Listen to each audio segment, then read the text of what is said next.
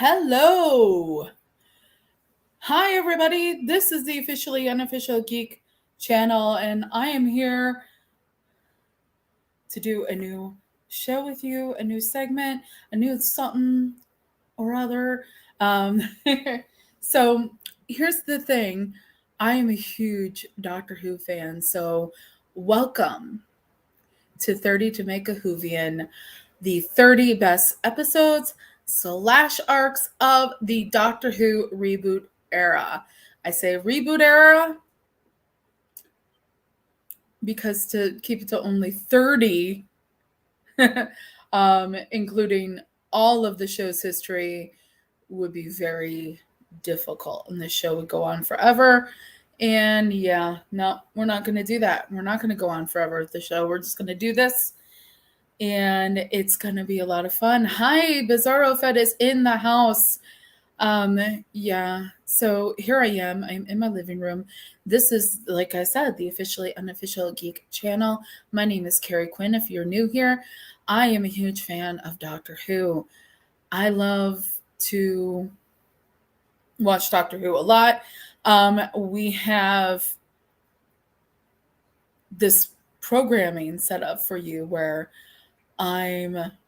he's literally in the same house, guys. Yeah, literally in the same house. Um,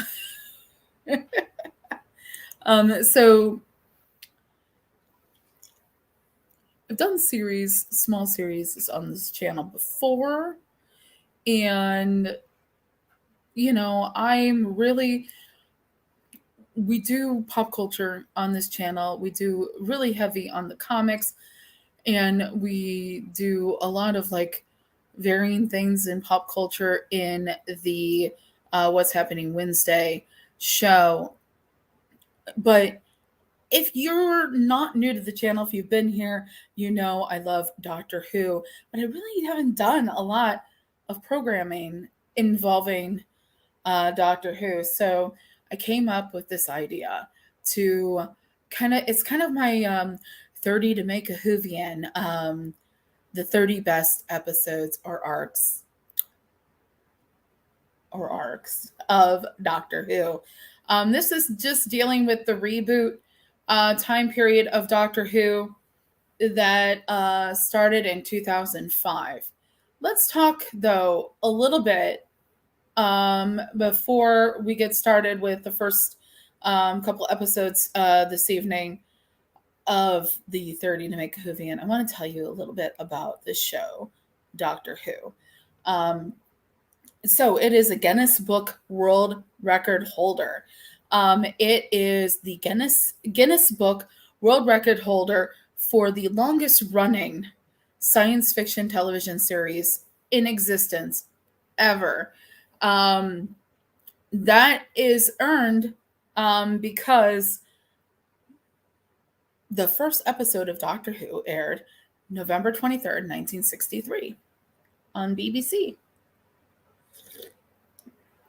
That episode was preempted, actually. Like, it was supposed to air at a specific time, but it was preempted, actually, because if you heard the date, November 23rd, 1963, what else was happening around that time period? Well, even the BBC had preempted their programming to talk about the assassination of JFK. So Doctor Who was scheduled to start at a certain time, and it actually didn't start until they were done with their little like news interruption. And so all the way back, guys, all the way back to November 23rd, 1963, that is when the first episode of Doctor Who started. I'm going to try to include some visual aids in this process. I'm going to see if I can do it. Let's see here. Can I share my screen? You know what? I'm not seeing anything that's allowing me to share my screen, so I'm just going to have to talk to you guys about it. So I thought there was a way I could share my screen, but I don't think there is on here.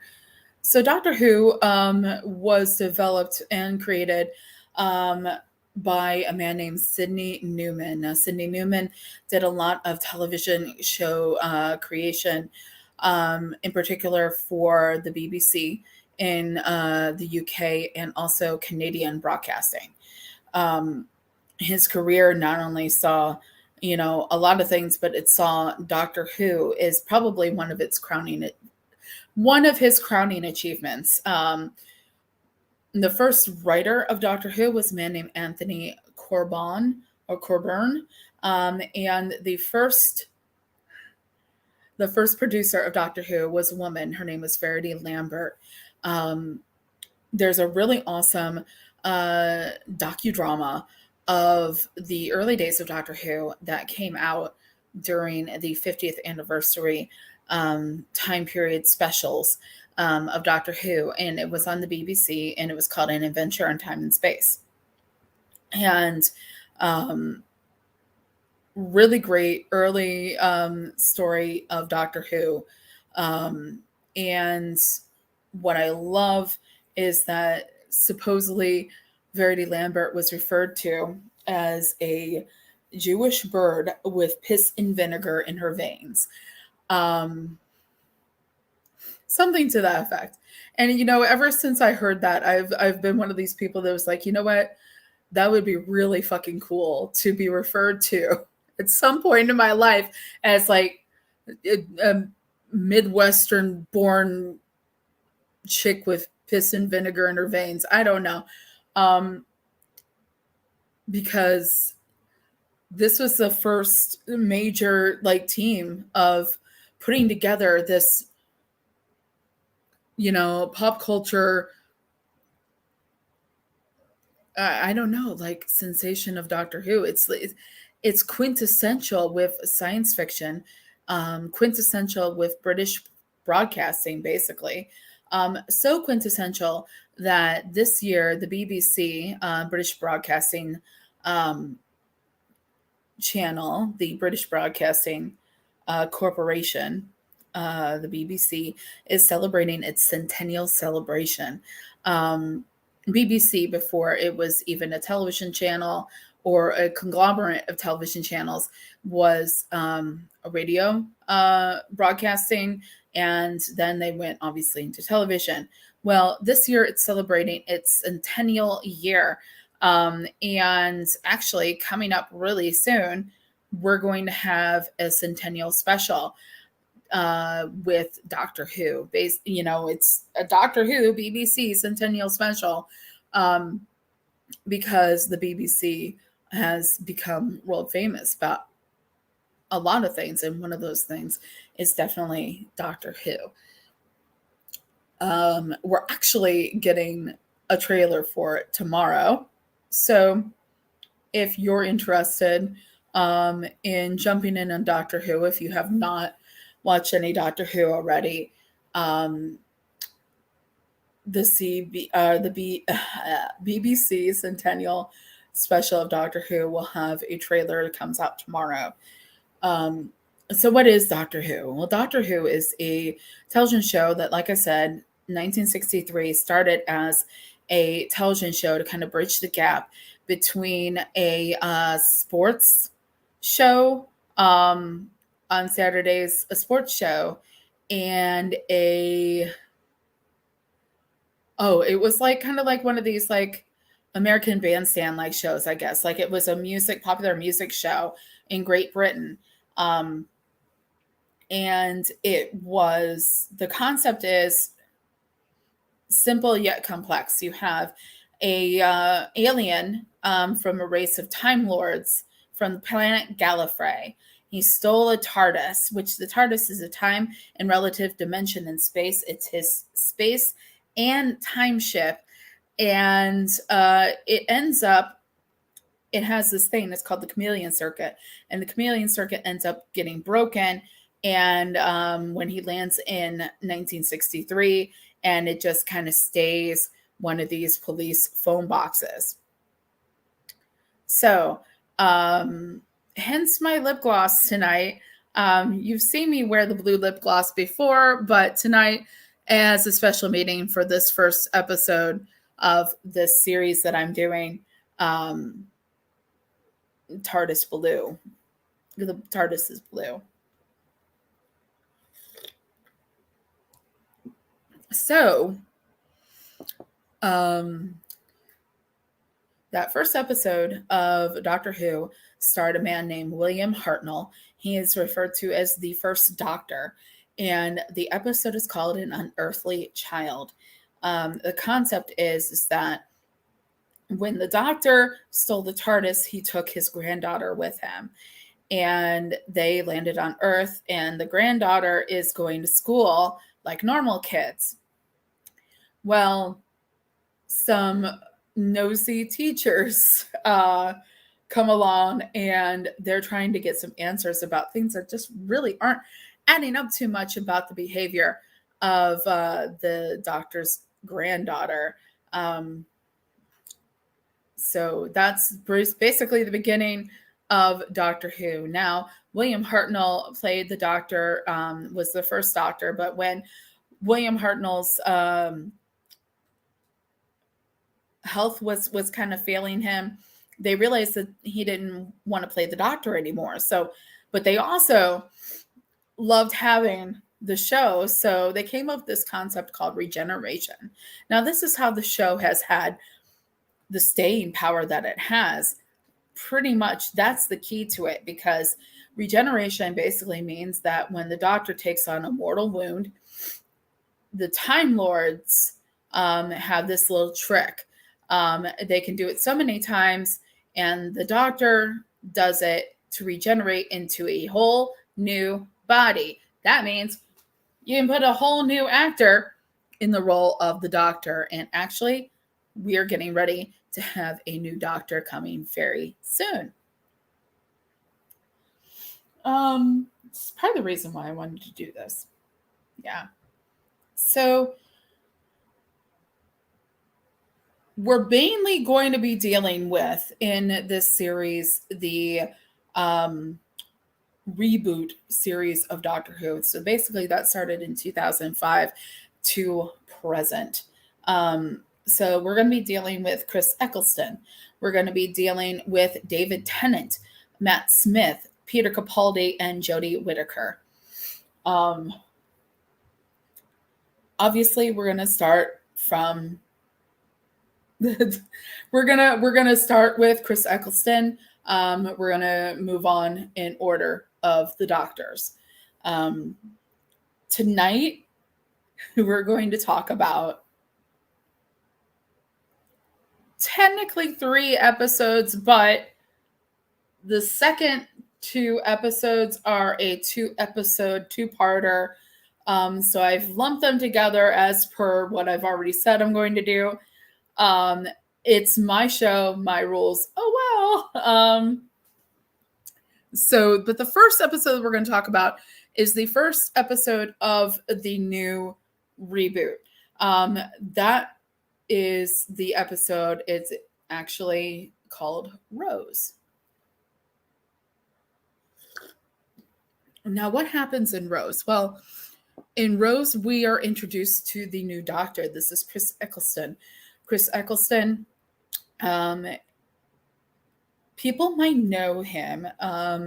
He's, if you're familiar with some of the theatrical instances of live action G.I. Joe films, he was in that.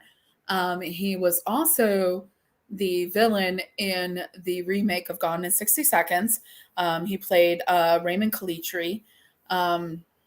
And he's done countless other things, but he actually was the first person to play the Doctor in the reboot in 2005.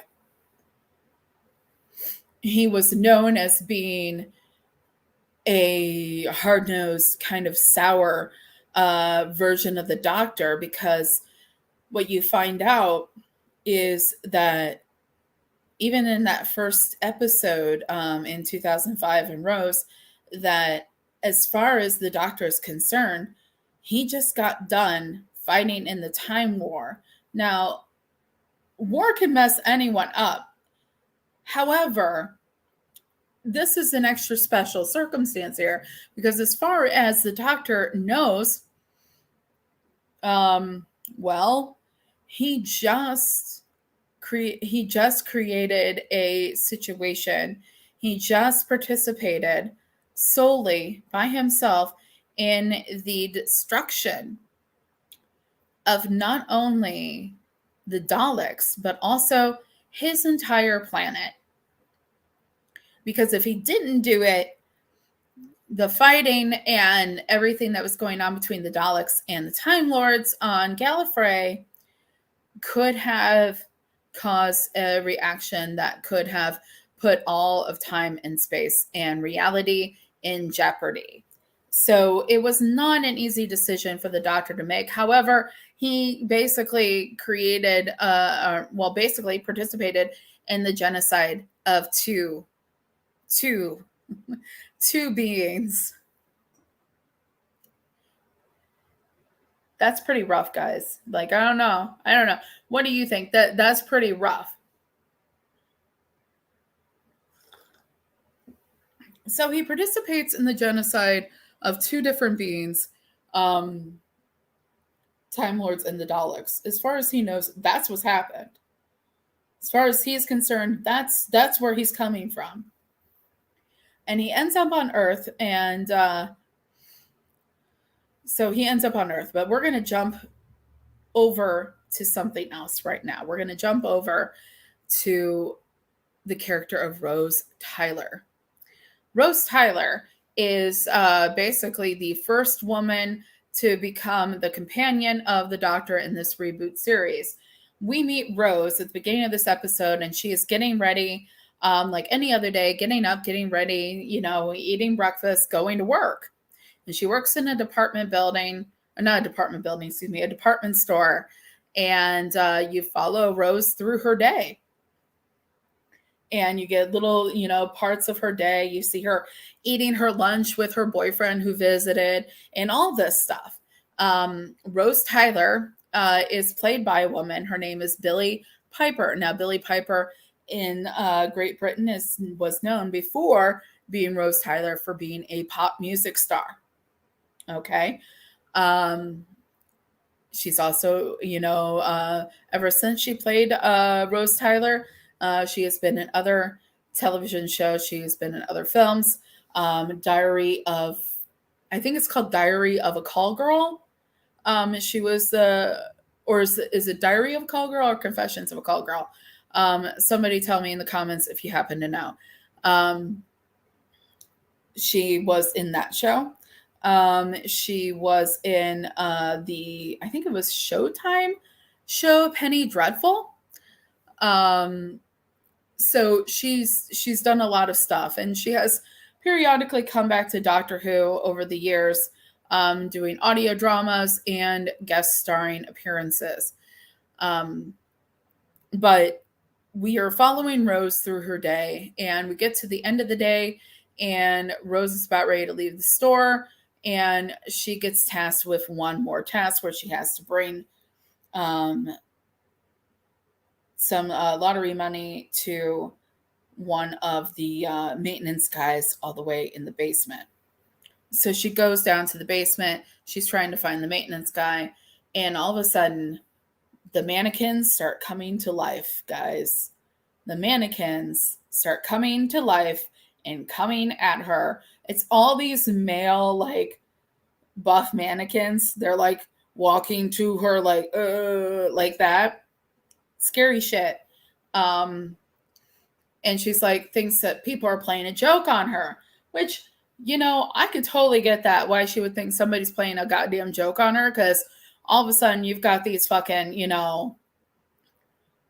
mannequins, male mannequins coming at you with these blank mannequin faces, like,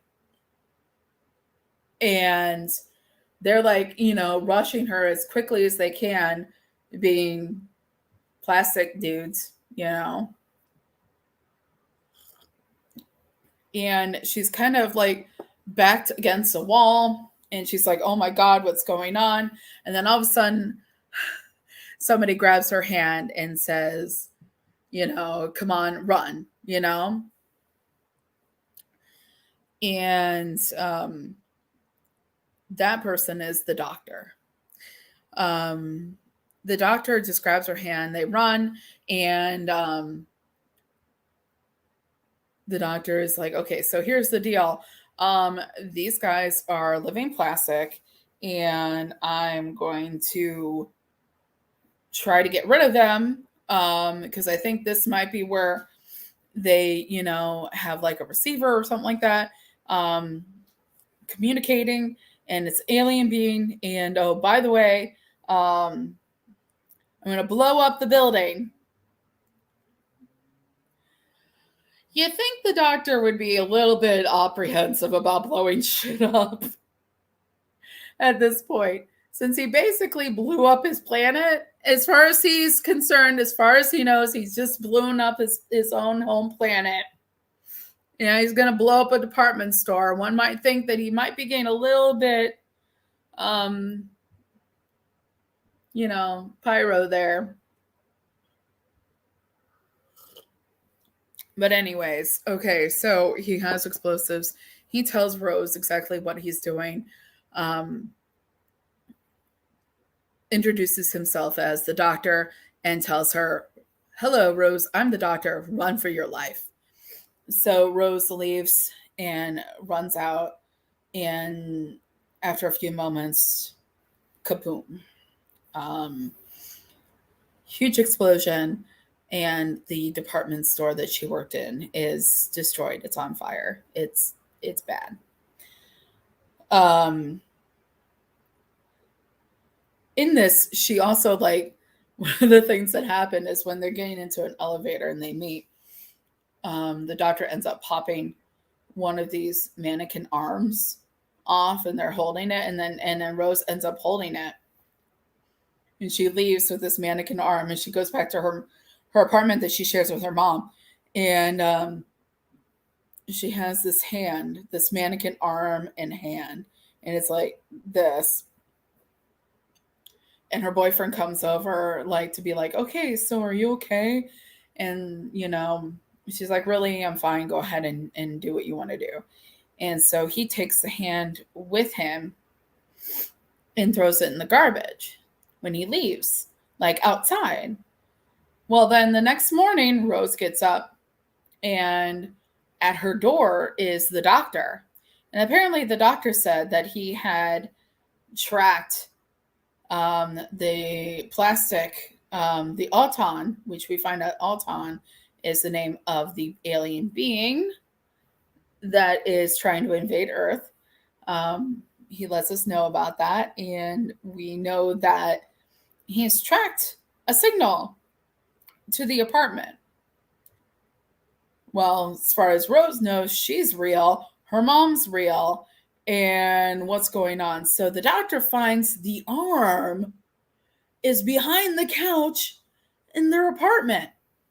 The very same mannequin arm that Mickey had just thrown in the dumpster the night before. Well, then the mannequin arm attacks them, and they go home, or they go off, and the doctor kind of explains to her who he is. And there's this really cool speech that's done by Chris Eccleston, and it's basically where he's talking about how you're taught that the world is turning, it's going around the sun. You're told that the earth is always moving, going thousands of miles per hour, and but you don't feel it. And he's like, I feel it. I feel the turn of the earth. I feel all of that happening. I'm the doctor. Now forget me. And he goes and he walks off with the arm back to his Tardis, which is, if you recall, the phone box that he runs around in time and space in. Well, Rose is not convinced to forget the doctor. Rose decides that she's going to look into this. So she uses the internet and looks up conspiracies involving somebody referring to themselves as the Doctor. Okay. So Rose goes and she finds some guy that has this website that talks about the Doctor. And she looks at some of the pictures and the conspiracy theories and everything like that, and it matches the dude that she saw. Like, there's pictures from the JFK assassination.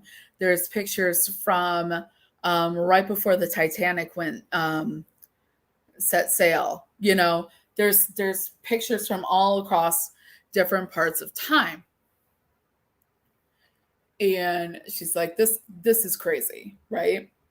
So lo and behold, she visits this guy. Her boyfriend stays in the car. Well, lo and behold, Mickey ends up getting taken by the autons, by the living plastic, and he is replaced by an auton that looks like Mickey, but it's all like really weird and like mannequin-like and plastic, right? And Rose doesn't catch on at first. Well, then they go and they have dinner, and well, the Doctor found them, and because obviously Mickey is not Mickey. And yeah, so the Doctor basically pops off Mickey's head because he's living plastic, right? In this little scuffle fight.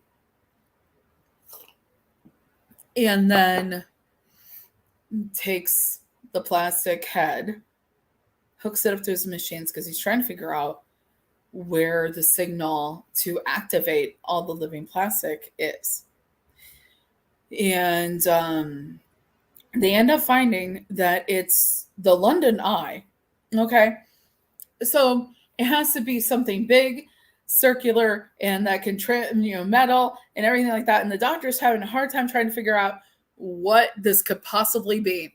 Now, I'm going to assume some people out there watching might have been to London, but I'm going to assume most people watching this have never been to London. Yes. The London Eye is huge. It actually, like, I'm going to be honest with you, it looks smaller on TV. It's like the reverse of what normally happens. The London Eye looks smaller on TV than it does in person. Most of the time, with the whole size, ratio factor, it's like it looks bigger on TV and smaller in person. It's the reverse for the London Eye. In that moment in Doctor Who, like whenever you see the eye, it looks smaller on TV than it does in person. Okay.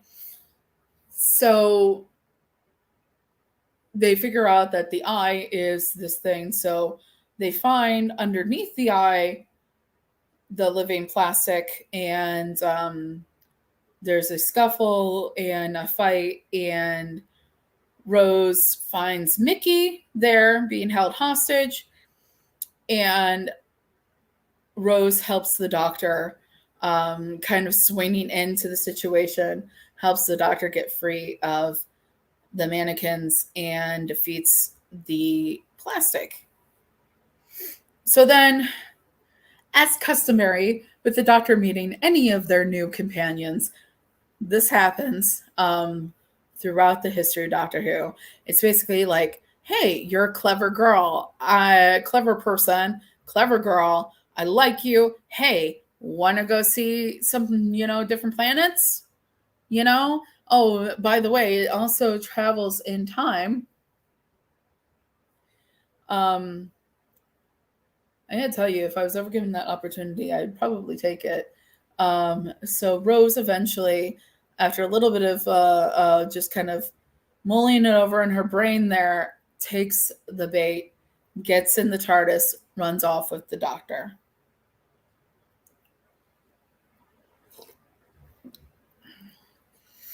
And that's the end of the first episode of the 2005 season of Doctor Who, Rose.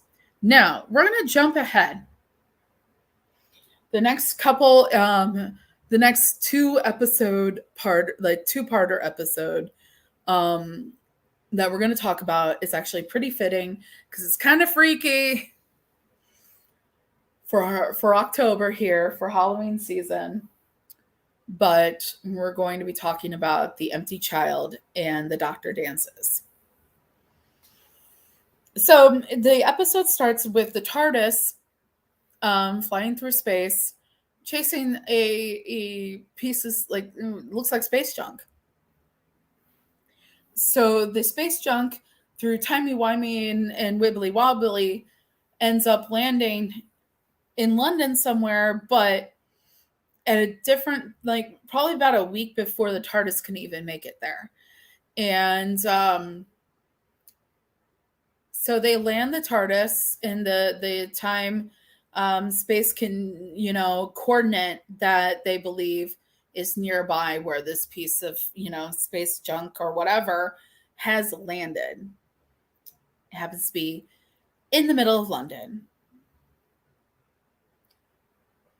on the eve of the London Blitz.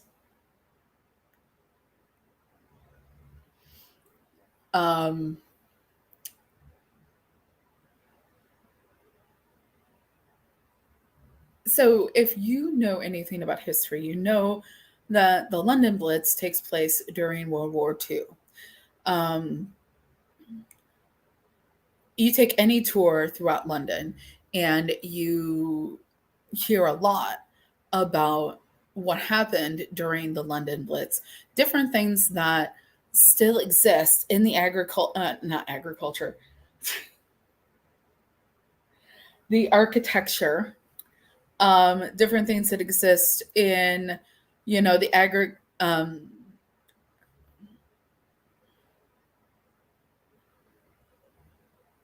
if I could speak tonight, that would be great. Architecture.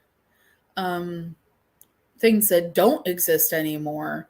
And all that because of what happened during that time period of the war. So when the TARDIS lands, they have no idea at that point where they are in time. And the Doctor decides that he's going to go into this club and he's going to ask around, see if anyone knows where the piece of junk that they're looking for is. So when he does this, then Rose hears this kid. And the kid is like saying, "Mommy, Mommy, are you my mommy?" Okay, so she looks up, and like on the top of this building is this kid wearing like a fucking gas mask, okay? The stuff of nightmares, y'all, okay?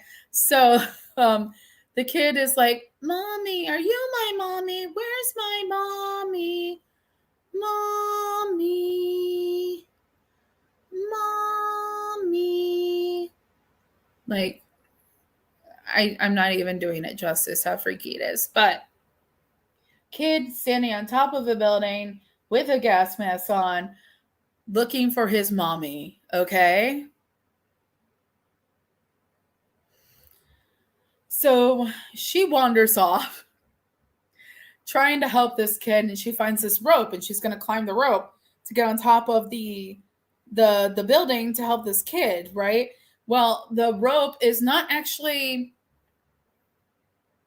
like so that she can get on top of the building. It's actually attached to a barrage balloon.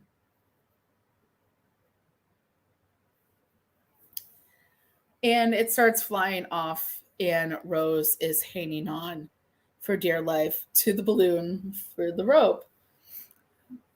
Did I mention she's wearing a Union Jack t-shirt at the time? In the middle of the London Blitz. Great fashion choice. Too bad she didn't get the opportunity to change before. Good for you, Rose. So meanwhile, the Doctor goes into this club, and the Doctor listens to the end of this woman's performance, gets on stage, and he's like, "So this may seem like a strange question, but has anything fallen from the sky recently?"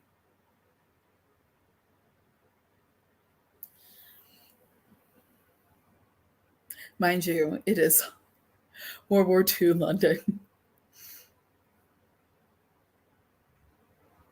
Everyone thinks he's joking, right? So everyone thinks he's joking. And then he realizes when he hears air raid signals going off, oh, that's why.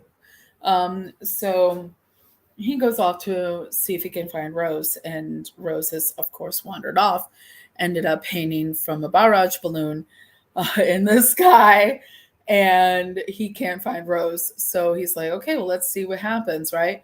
The freaking telephone on the TARDIS, which is not connected to anything, starts ringing. And then this girl comes up, young woman, and says, don't answer it. It's not for you. Well, okay, then can you tell me what it is? The doctor's like, can you tell me what it is then? And she's like, it's not for you, don't answer it. Well, he answers it anyway. And because you're going to find out, don't tell the doctor to not answer a phone. Don't tell the doctor to do anything and not explain why he shouldn't do it, because chances are if you don't operate under that way, well, the doctor's going to do it anyways. So, he answers the phone, and it's that kid's voice. Mommy, I'm looking for my mommy. Where's my mommy? Mommy, mommy. Oh my God. Okay. So somehow, weird, creepy kid with a gas mask is on the Tardis phone.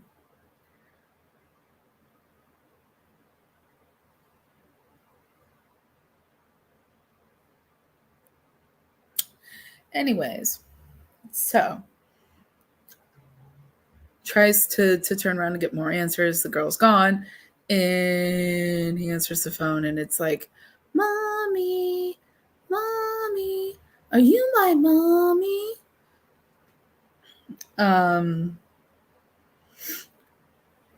So the doctor keeps on going, starts looking around, tries to figure out what's going on. He's on the case now. I mean, of course, he wants to know about the space junk that fell, but also you have this kid going, "Mommy," on the TARDIS phone, which is probably not even possible. It's definitely not possible because the doctor says so that it's not possible. Okay, cool. So the doctor is now getting distracted with a second mystery here. Meanwhile, we have Rose, like I said, hanging from a barrage balloon in the sky, wearing a Union Jack t shirt. So from a window in a building, you see a man, and he's looking at her on the balloon, on the rope from the balloon, and he's like, wow, yeah, this girl needs my help. And his name is Captain Jack Harkness, played by John Barrowman. Let's just get this out in the open. I've mentioned a couple of different characters tonight. I've mentioned Mickey, and I've mentioned John Barrowman. Now, Jack Harkness. Let me just say, I am very much aware of the fact that there has been some recent controversy involving Noel Clarke, who played Mickey, and John Barrowman, who played Captain Jack Harkness.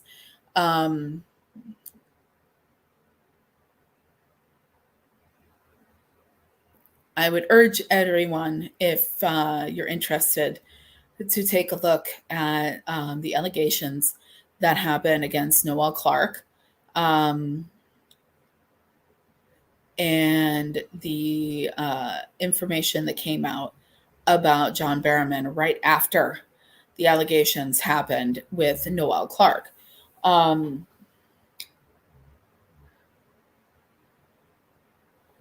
And I encourage you all to make your own decision involving what happened. I'm going to give it to you real simple.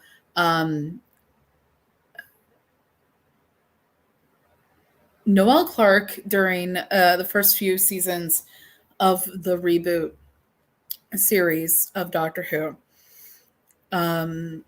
has a fairly regular appearance rate as Mickey. And any character related to Mickey, as you'll find out. And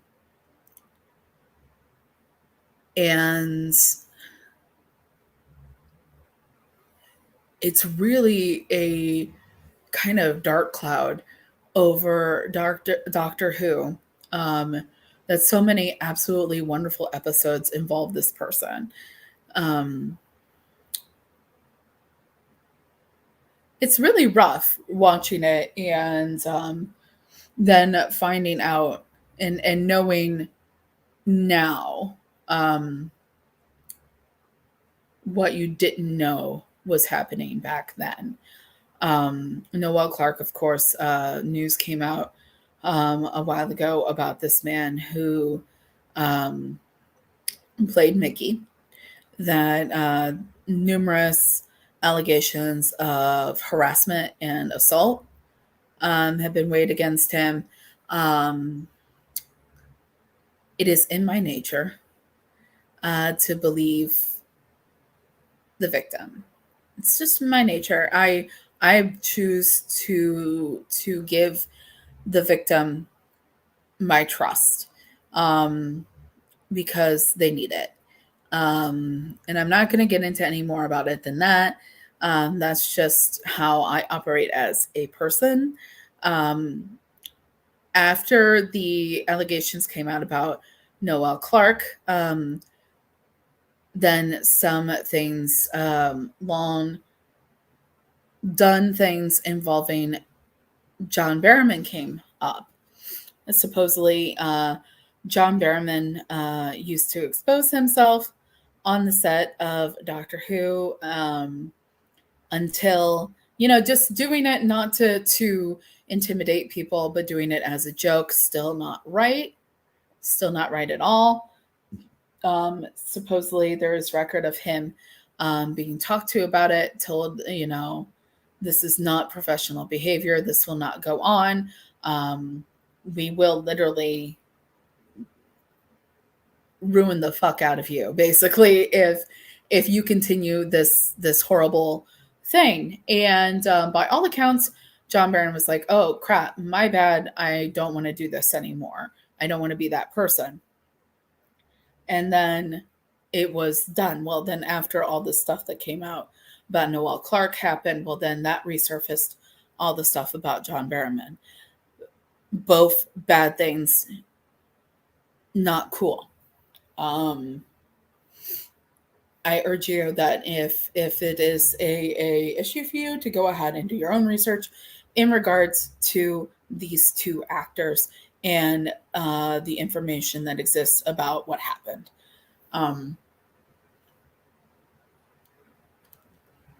Because it really sucks. It really sucks. But anyways, Captain Jack Harkness is watching from a window, and he sees Rose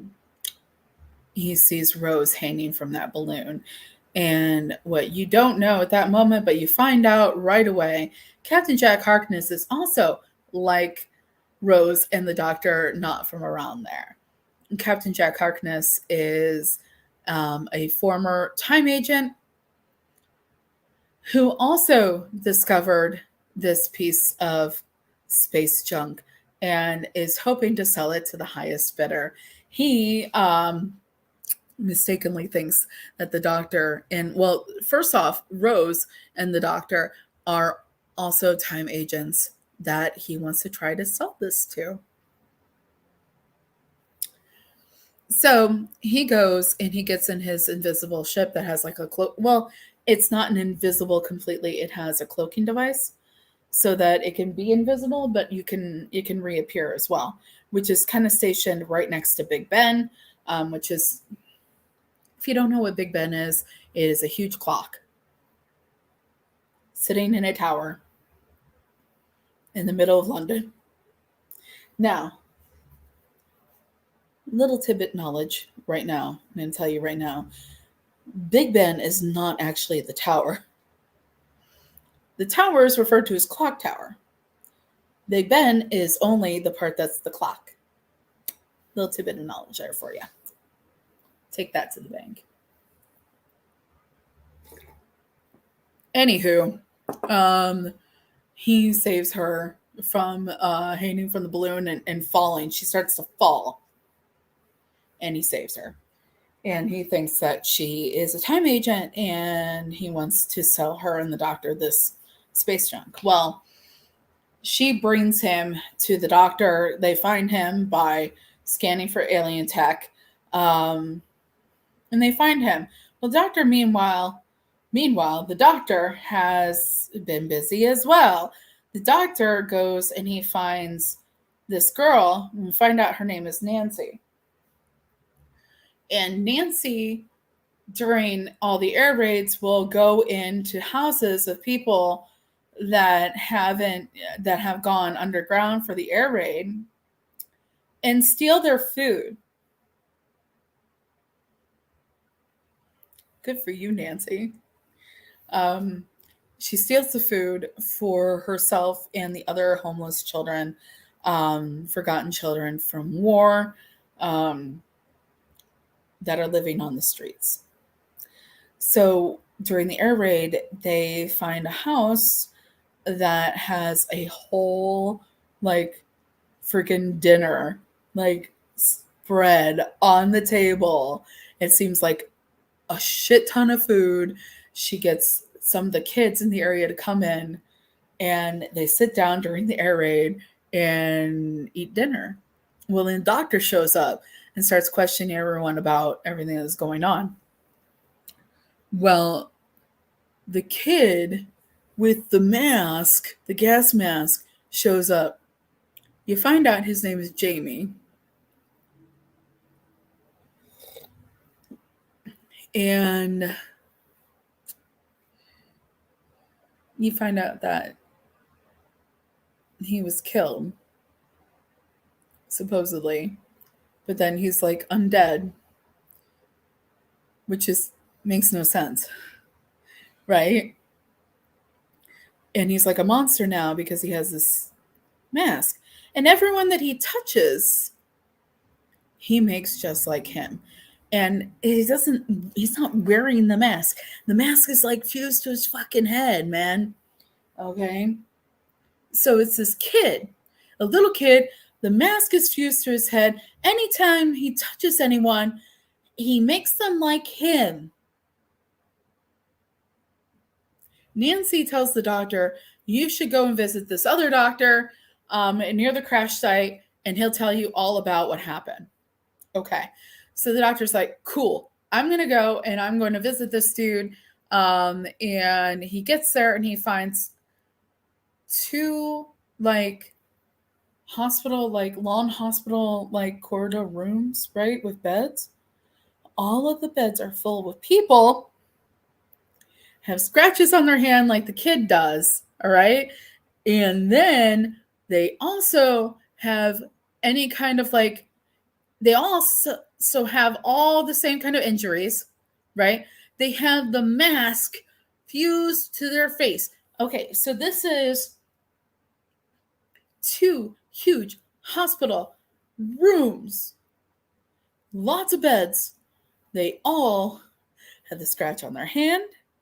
They all have the freaking weird World War II gas mask fused to their face. Then the kid freaks out somewhere else, and in front of what he thinks is his sister Nancy. But the doctor thinks this is sister Nancy because Nancy is he's my little brother.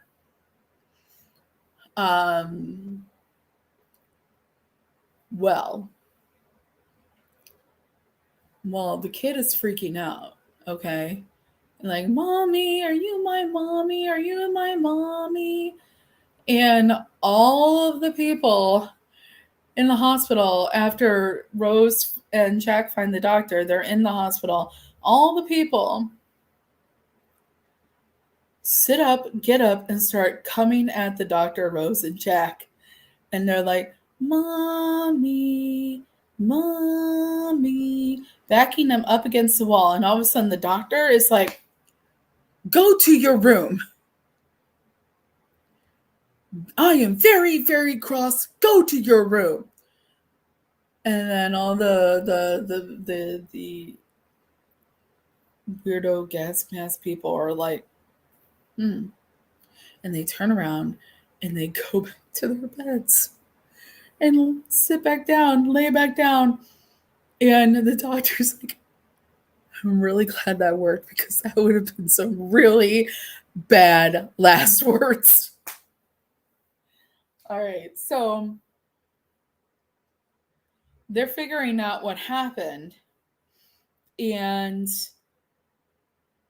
the kid comes back to this hospital, right? Because he used to stay there after everything happened. And he and all the other people in the hospital that have the same problem as he does starts chasing them through the hospital. Okay. So they're trying to figure out what happened. Jack is telling them about, the real deal with the space junk. They figure out what it is. They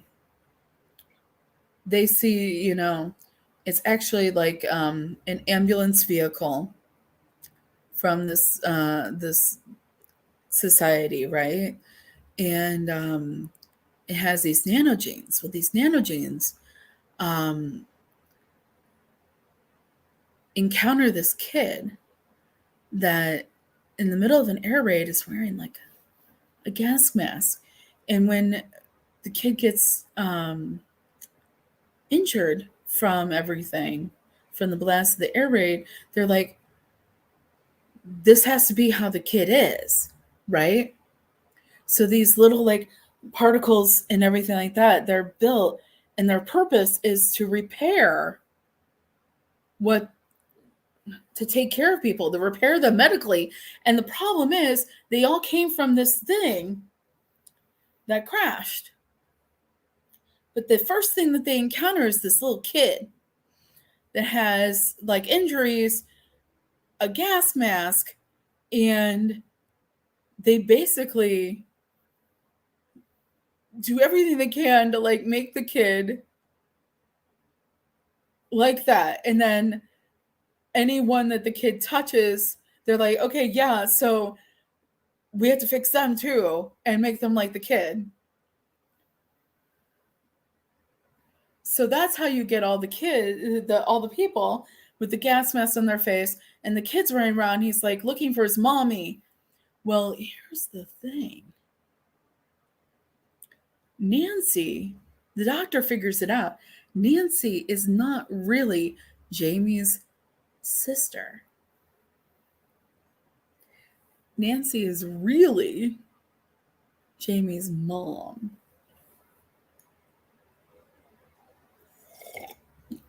So when Jamie's running around going, mommy, mommy, looking for my mommy, where's my mommy? Are you my mommy? And he's like chasing her primarily. He's trying to get her to be like, it's his mommy. Okay. So the doctor figures this out, and he's like, you're his mom, aren't you? And, she admits to it. So then he gets the two of them together, right? And he's like, Nancy, tell him what he's looking for. And tell him who you are. Now's the time. He's looking for you. He needs you. He wants you. He's like, this kid needs his mommy. Tell him The only thing he needs right now is his mommy. So Nancy goes up to the kid, is like, hugs him, and said, "Yes, Jamie, I am your mommy." And the nanogenes all start like swarming around, right? And he's like, "Yes." The doctor's like, "Yes, figure it out, figure it out. Yes, same DNA, all this stuff. That's his mom. That's what you have to do." And the nanogenes fix everything. And then they go and they fix everyone else.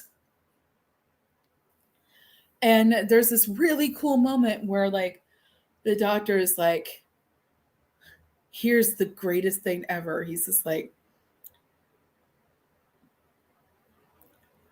"Just this once, Rose. Everybody lives. Just this once. Nobody has to die. Everybody lives."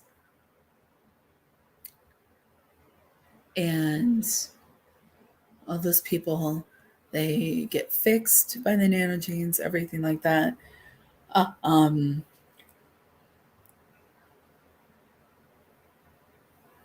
Here's the thing though. So like Jack is like, in a couple days, in a few minutes, in so much time, a bomb is going to hit that piece of debris and it's going to be destroyed. He knows this from time, right? Because he was a time agent. He's a time traveler. And he's like, everything around it is going to be destroyed. They're all right close to it, right? So they're like, okay, so what do we do about the bomb? And Captain Jack uses his tractor beam field to bring the bomb on his ship. He goes off and they're like, the ship is like, okay, so you've got a bomb here and it's gonna blow and you're gonna die, right? And so the doctor and Rose show up Jack's um, on Jack's ship with the TARDIS, and they get him to come on.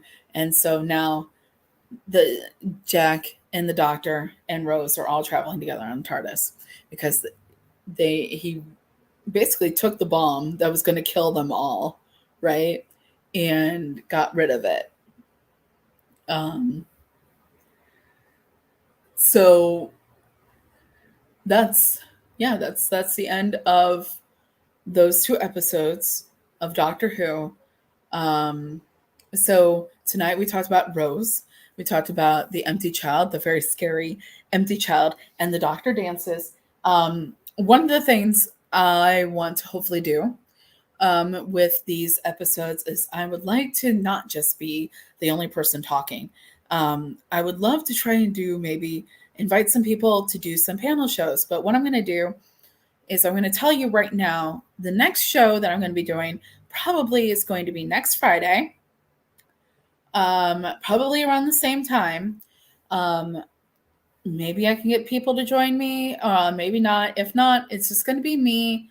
And I'm going to talk about, let me tell you, I'm going to open up my list and I will tell you. Okay, so we have another two-parter to start the entire thing. And that two-parter is the last two episodes of the Chris Eccleston series. Chris Eccleston was only a doctor for one season, okay? And those last two episodes are called Bad Wolf and Parting of Ways. And then we're also going to talk about Parting of Ways is the regeneration episode. So the second in the Bad Wolf Parting of Ways is a two-parter, okay? Kind of like the Doctor Dances and the Empty Child. We're also going to talk about a little thing called the Christmas Invasion. Christmas Invasion is the first episode, full episode, with the 10th Doctor, David Tennant.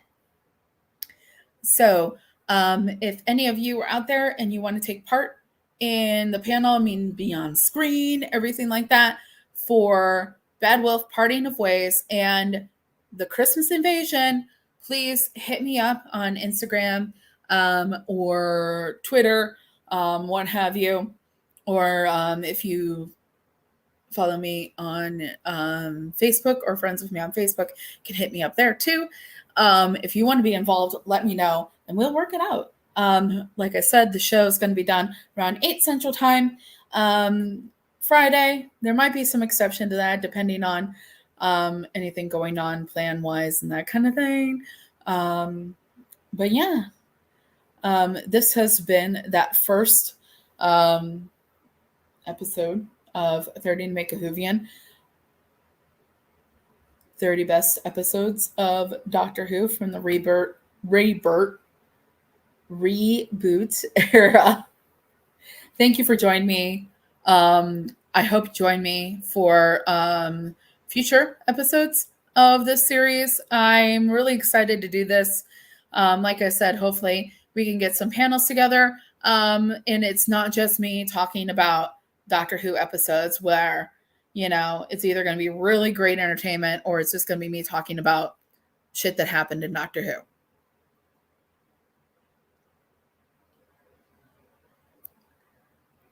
Which could be good. It could be good, but it's always better.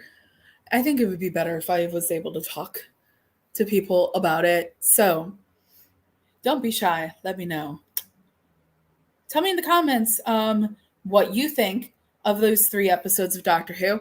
If you think I picked some good episodes to start on, let me know what you think of the Empty Child, Dr. Dance's. I think it's a pretty freaky set of episodes. It's a pretty freaky story. You have some kid running around, you know, wearing a gas mask that's fused to his face. So he's like a monster and he's trying to find his mummy. Like, that's freaky, guys. Freaky. So yeah, like I said, next episode we're going to be talking about is Bad Wolf Parting of Ways and the Christmas Invasion.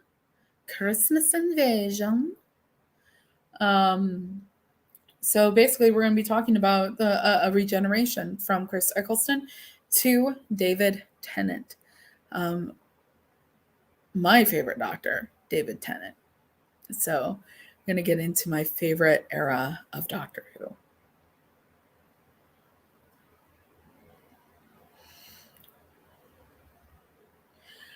Anyways, okay, guys, that's it for me. This is the officially unofficial Geek 30 to Make a Whovian, the 30 best episodes of the reboot era of Doctor Who. Thank you for joining me. Thank you for watching, if you're watching on the repeat, on the replay. And I'll be seeing you guys